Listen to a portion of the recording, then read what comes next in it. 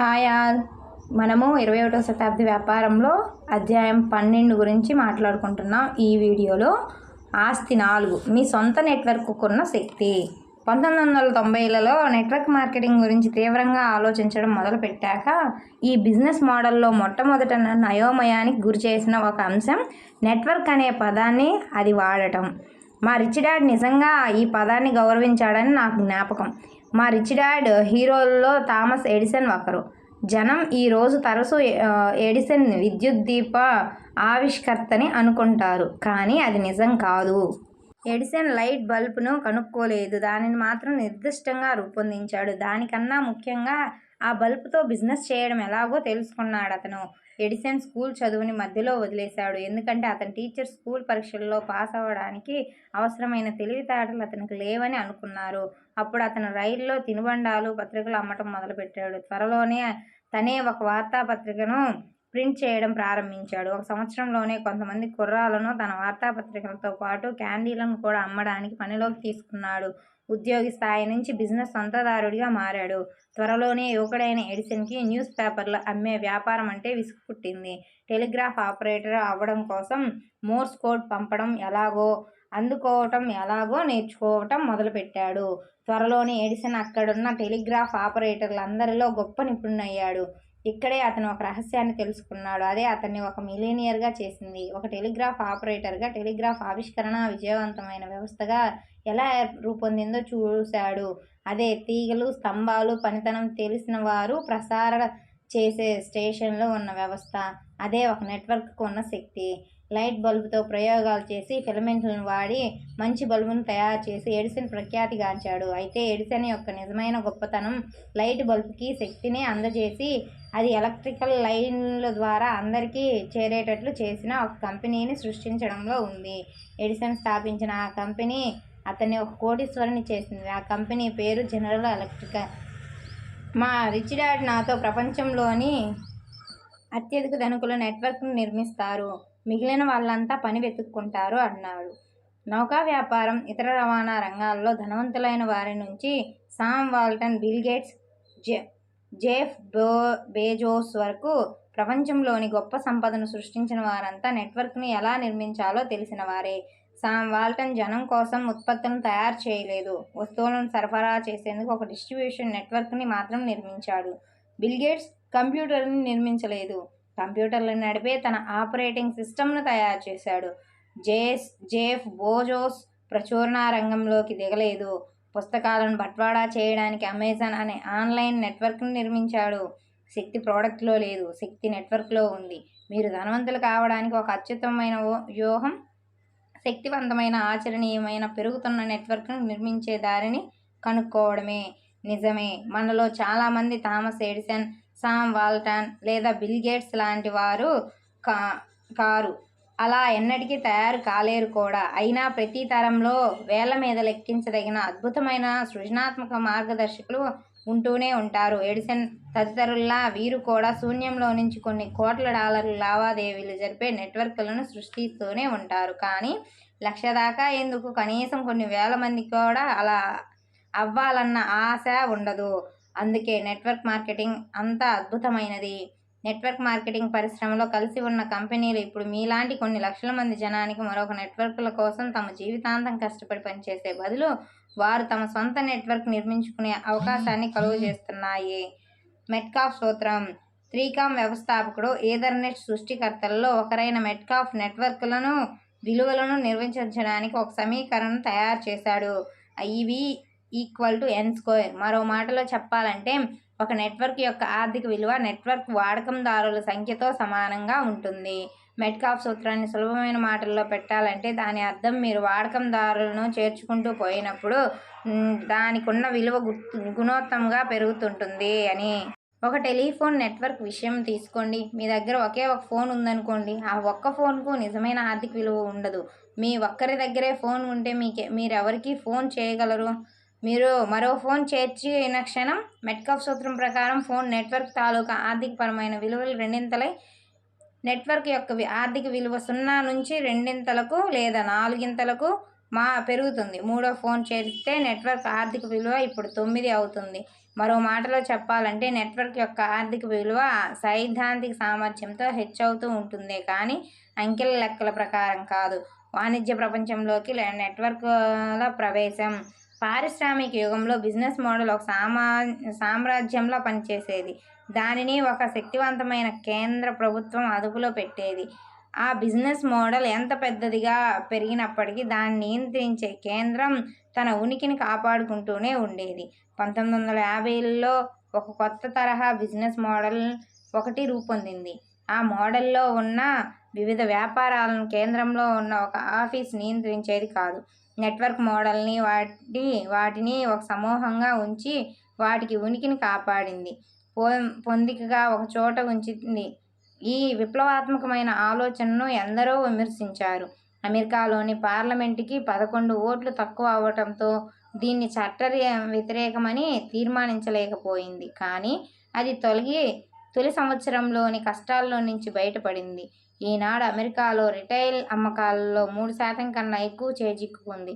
ప్రపంచవ్యాప్తంగా అభివృద్ధి చెందుతోంది. దీనిలోని ప్రఖ్యాతి చెందిన పేర్లలో కొన్ని ఎస్ హార్డ్వేర్, సబ్వే, అత్యధికంగా ప్రసిద్ధి పొందిన మెక్డొనాల్డ్స్ మొదలైనవి. ఈ విప్లవాత్మకమైన బిజినెస్ మోడల్ ఒక ప్రత్యేక విక్రయ హక్కు, ఫ్రాంచైజ్ అని పిలుస్తారు.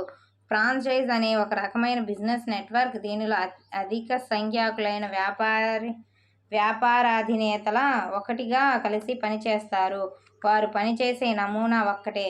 వ్యవహారిక అర్థంలో చెప్పాలంటే వారంతా ఒకే రకమైన విలువలను పాటిస్తారని అనవచ్చు. కానీ వాణిజ్య ప్రపంచంలో నెట్వర్క్ను అభివృద్ధి చేసే ప్రక్రియలో ప్రత్యేక విక్రయ హక్కు ఒక మెట్టు మాత్రమే. తర్వాత ఏం జరిగిందో జాన్ని చెప్పమంటాను. రాబర్ట్ సరిగ్గానే చెప్పారు. ఇది కమిషన్ను మరో రకంగా చెల్లించడం లేదా మార్కెటింగ్ బాధ్యతను మరొకరి పార్టీకి అప్పగించడం లాంటిది కాదు. ఇది నిజానికి వ్యాపారం మొత్తాన్ని ఒక కొత్త రకం దృష్టికోణం నుంచి చూడడం. ఇది నెట్వర్కింగ్ ద్వారా సమాచారపు యుగపు ఆర్థిక వ్యవస్థను ప్రతిబింబిస్తుంది. అంతేకాని ఒక పారిశ్రామిక యుగపు ఆర్థిక వ్యవస్థను పెద్ద ఎత్తున కేంద్రీకృతమై ప్రకటనల ద్వారా మాత్రం కాదు. ప్రత్యేక విక్రయ హక్కుల ప్రవేశం తర్వాత నెట్వర్కింగ్ వ్యాపారాల అభివృద్ధి 1960ల్లో మొదలైంది. 1970లు, 1980ల్లో నిజానికి మరింత ముందుకు సాగింది. ప్రత్యేక విక్రయ హక్కుల వ్యాపారాల నెట్వర్క్కి బదులుగా ఈ మోడల్ ఫ్రాంచైజ్ వ్యక్తుల నెట్వర్క్ రూపంలో నిర్మించబడింది. ఒక రకంగా మీరు దీన్ని వ్యక్తిగత ఫ్రాంచైజ్గా వ్యవహరించవచ్చు. మూల ఫ్రాంచైజ్ మోడల్ తరహాలో ఈ కొత్త తరహా వ్యాపారం కూడా విమర్శకు గురైంది. కానీ విమర్శకులకు ఏమన్నప్పటికీ అది తన ఉనికిని కాపాడుకుంటూ విజయం సాధించసాగింది.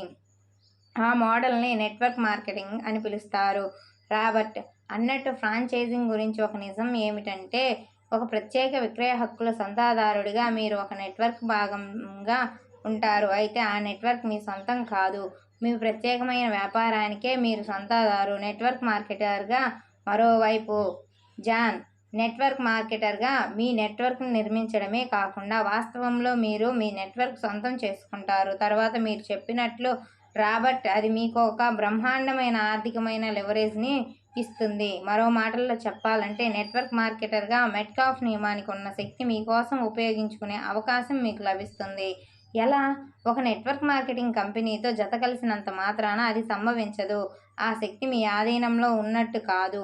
అది మీ ఒక్కరి దగ్గరే టెలిఫోన్ ఉండటం లాంటిది. మెట్కాఫ్ నియమానికి మీ ఆధీనంలో తెచ్చుకోవాలంటే మీరు దానికో ప్రతిరూపాన్ని లేదా మీలాంటి వారు మరొకరిని చేర్చుకోవాలి. మీలాంటి వారు ఒకరికి ఇద్దరైన మరుక్షణం మీ నెట్వర్క్ యొక్క ఆర్థికపు విలువ 4 అవుతుంది. మీలాంటి వారు ముగ్గురైతే మీ నెట్వర్క్ ఆర్థికపు విలువ 4 నుంచి 9కి పెరుగుతుంది. మీరు తీసుకొచ్చిన ఇద్దరు వ్యక్తులు ఒక్కొక్కరు 2 చొప్పున తీసుకురాగలిగితే ఇక మీ నెట్వర్క్ ఆర్థిక విలువ రాకెట్ వేగంతో చంద్రమండలానికి బయలుదేరినట్లే. మీరు లెక్కల ప్రకారం పనిచేస్తున్నప్పటికీ మీ ఆర్థిక విలువ మాత్రం సైద్ధాంతిక సామర్థ్యంతో పెరుగుతుంది. సరళంగా చెప్పాలంటే మెట్కాఫ్ సూత్రం ప్రకారం ఒక నెట్వర్క్ లేవర్గా పనిచేస్తుంది. ఈ సమయాన్ని, ప్రయత్నాన్ని మీరు లెవరేజ్ చేసే అవకాశం కల్పిస్తుంది. లెవరేజ్ సిద్ధాంతాన్ని కనుక్కున్న ప్రాచీన గ్రీకు దేశానికి చెందిన ఇంజనీర్ ఆర్కిమిడిస్ ఒక ప్రకటన చేశాడు. నిలుచోడానికి నాకు చోటునివ్వండి, నేను ప్రపంచాన్నే కదిలించగలను. లెవరేజ్ ఇంచుమించు ఉన్న అనంతమైన శక్తిని ప్రదర్శించడం కోసం అతను తాళ్ళు కప్పేలతో ఒక భారీ యంత్రాన్ని తయారు చేశాడు. విస్తారంగా ఉన్న ఈ తాళ్ళని గ్రీసు యుద్ధ నౌకలన్నింటినీ కలిపి కట్టాడు. అంతా సిద్ధమైంది. దాన్నంతా గమనిస్తున్న ఒక జనసమూహం నిశ్శబ్దం దాల్చింది. ఆర్కిమిడిస్ యంత్రానికి చెందిన ఒక కలపదోలాన్ని అందుకొని తన శక్తినంతా ఉపయోగించి గుంజాడు. మొత్తం యుద్ధ నావల సమూహం అంతా సముద్రంలో కదలసాగింది. అదే నెట్వర్క్కున్న శక్తి. తాళ్ళు గిలకలతో తయారు చేసిన యంత్రంతో ఆర్కిమిడిస్ చేసిన పనిని చేయడానికి సాధారణంగా కొన్ని వేల మంది నావికులంతా కలిసి తమ శక్తినంతా ఉపయోగించవలసి వస్తుంది. అసలు ఇంతకీ తాళ్లతో తయారు చేసిన ఆ యంత్రం ఏమిటి? అది ఒక నెట్వర్క్. అదొక బ్రహ్మాండమైన శక్తి. పుకార్లను క్షణంలో వ్యాపింపజేస్తుందండి. ఒక వ్యక్తి ముగ్గురిని చెప్తాడు. అందులో ఒక్కొక్కరు మరో ముగ్గురికి, ఆ ముగ్గురు ఒక్కొక్కరు ఇంకో ముగ్గురికి చెప్తారు. త్వరలో ఊరంతటికి దాని గురించి తెలిసిపోతుంది. ఫ్యాషన్ రంగంలోకి రకరకాల ధోరణులు అలాగే వ్యాప్తి చెందుతాయి. నెట్వర్క్ మార్కెటింగ్ వ్యాపారం యొక్క ప్రాథమిక వ్యూహం అదే.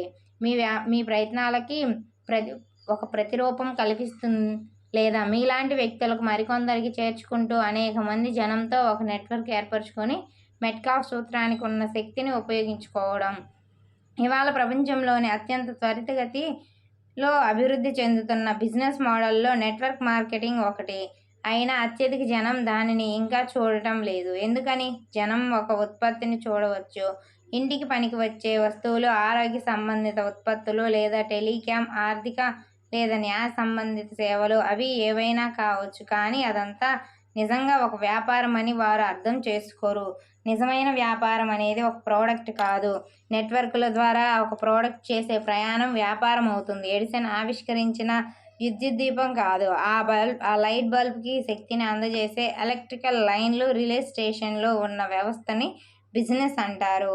నెట్వర్క్ మార్కెటింగ్ ఉన్న విలువ జనం ఇంకా గ్రహించకపోవటానికి కారణం అది కనిపించకపోవడమే. అది భౌతికంగా వస్తు రూపంలో లేదు. మీరు మీ కళ్ళతో దాన్ని చూడలేరు, ఎందుకంటే చూడడానికి ఏం లేదు. అది అసలు సిసలైన సమాచారపు యుగపు బిజినెస్ మోడల్. దాని విలువ అర్థం చేసుకోవడానికి కేవలం కళ్ళుంటే తెరుచుకుంటే సరిపోదు. మీరు మీ మనస్సు తలుపులను తెరవాలి. తమ వ్యాపారంలో ప్రశ్నించడానికి ఆహ్వానించే స్వర్ణ ద్వారాలు, హరిత సాగర కన్యలు అక్కడ లేవు. నెట్వర్క్ మార్కెటింగ్ బిజినెస్ ప్రపంచమంతటా విజృంభించింది, కానీ తరచూ అనేక మంది జనం దానిని చూడటం లేదు. జనరల్ మోటార్స్, జనరల్ ఎలక్ట్రికల్ వంటి పెద్ద పెద్ద వ్యాపార పారిశ్రామిక యుగానికి చెందినవి. McDonald, Subway, the UPS store, Ace Hardware లాంటి ఫ్రాంచైజీలు పారిశ్రామిక యుగానికి, సమాచార యుగానికి మధ్య కాలంలో ఏర్పడిన సంధి యుగపు వ్యాపారాలు. నెట్వర్క్ మార్కెటింగ్ వ్యాపారాలు నిజంగా సమాచార యుగపు ఫ్రాంచైజీలని అనాలి. ఎందుకంటే అవన్నీ భూములు, వస్తువులు, ఫ్యాక్టరీలు, ఉద్యోగాల ప్రమేయం లేకుండా కేవలం సమాచారం పైనే ఆధారపడి పనిచేస్తున్నాయి. ఒక నెట్వర్క్ మార్కెటర్గా మీ పని ఒక వస్తువు ఎలా పనిచేస్తుందో చూపించి అమ్మడమని మీరు బహుశా అనుకోవచ్చు, కానీ అది కాదు. మీరు చేయాల్సిందంతా సమాచారాన్ని అందించడం, ఒక గొప్ప కథని చెప్పాం, ఒక నెట్వర్క్ని నిర్మించడం మాత్రమే. Thank you.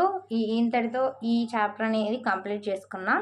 నెక్స్ట్ వీడియోలో 13వ చాప్టర్ అధ్యాయం 13 గురించి మాట్లాడుకుందాం. నా వీడియోస్ని లైక్ చేయండి, షేర్ చేయండి, మీ ఫ్రెండ్స్ అండ్ ఫ్యామిలీ మెంబర్స్కి షేర్ చేయండి, అలాగే నన్ను సపోర్ట్ చేయండి. Thank you for listening.